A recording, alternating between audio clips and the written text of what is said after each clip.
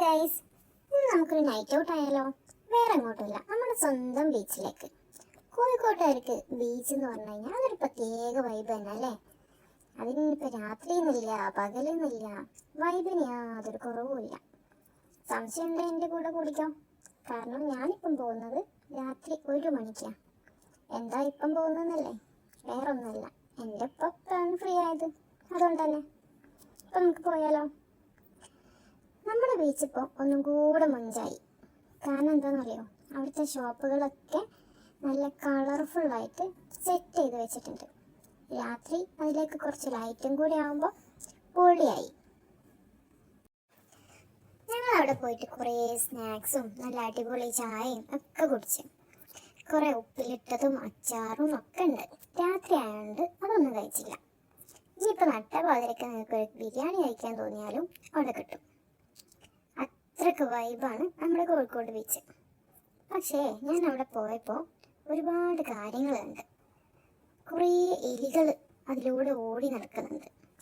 അതിൻ്റെ കാരണക്കാർ നമ്മൾ തന്നെയാണ്.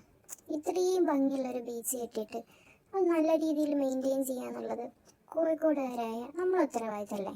നമ്മളത് ചെയ്യണ്ടേ? കൂടുതലൊന്നും ചെയ്യണ്ട. നമ്മൾ കഴിക്കുന്ന ഫുഡിൻ്റെ വേസ്റ്റ് അതാത് ഷോപ്പിൻ്റെ അടുത്തുള്ള വേസ്റ്റ് പിന്നിലിടാം, അത്രേ ഉള്ളൂ.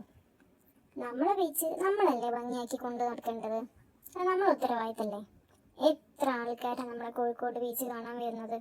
അപ്പം നമ്മുടെ ബീച്ച് നല്ല ഭംഗിയായിട്ടിരിക്കണ്ടേ? അപ്പം ശരി. പിന്നെ നമ്മൾ കുറേ അവിടെ കളിക്കാൻ പോയി. പൂയിൽ നടന്നു, നമ്മൾ കടലിൽ കളിച്ചു. നല്ല തിരമാലയുള്ള സമയമായിരുന്നു. കുറച്ച് സേഫായിട്ട് നമ്മൾ കളിക്കണം. പിന്നെ നമ്മളവിടെ തീരത്ത് നമ്മൾ കുറേ എഴുതി വെച്ചു. തിരമാല നമ്മൾ എഴുതി തീരുന്നതിന് മുന്നേ തന്നെ അത് വന്ന് വായിക്കാൻ തുടങ്ങി. അത് കണ്ടപ്പോൾ നല്ല രസം തോന്നി. ഞങ്ങൾ വീണ്ടും വീണ്ടും എഴുതി തിരമാല പിന്നെ വന്നത് വായിച്ചു. അങ്ങനെ ആ കളി കുറേ സമയം കളിച്ചു. അത് കഴിഞ്ഞ് ഞങ്ങൾ വീട്ടിലേക്ക് തിരിച്ചു പോകാമെന്ന് വിചാരിച്ചു. അതിൻ്റെ മുന്നായിട്ട് ഞാനൊരു ഡാൻസ് റീൽ എടുക്കാമെന്ന് കരുതി. അങ്ങനെ അവിടുന്ന് നമ്മളൊരു ഡാൻസ് റീൽ കൊടുത്ത് നമ്മൾ തിരിച്ചു വീട്ടിലേക്ക് പോയി. അപ്പം ഞാൻ പറഞ്ഞത് മറക്കണ്ട, നമ്മളെ ബീച്ച് ഭംഗിയായിട്ട് വെക്കുക എന്നുള്ളത് നമ്മൾ ഉത്തരവാദിത്തം.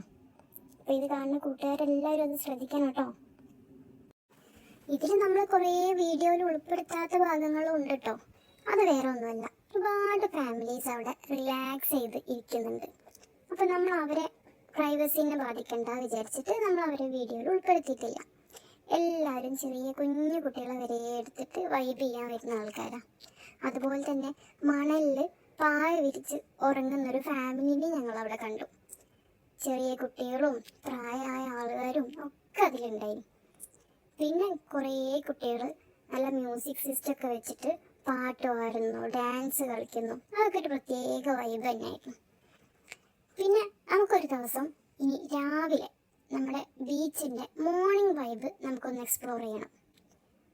അപ്പോൾ ശരി, ഈ വീഡിയോ ഇഷ്ടമായിട്ടുണ്ടെങ്കിൽ ഒരു ലൈക്ക് ചെയ്യാനും കമൻറ്റ് ചെയ്യാനും, നിങ്ങൾ ഞങ്ങളുടെ ചാനൽ സബ്സ്ക്രൈബ് ചെയ്തിട്ടില്ലെങ്കിൽ സബ്സ്ക്രൈബ് ചെയ്യാനും മറക്കരുത് കേട്ടോ. അപ്പോൾ ശരി, താങ്ക് യു.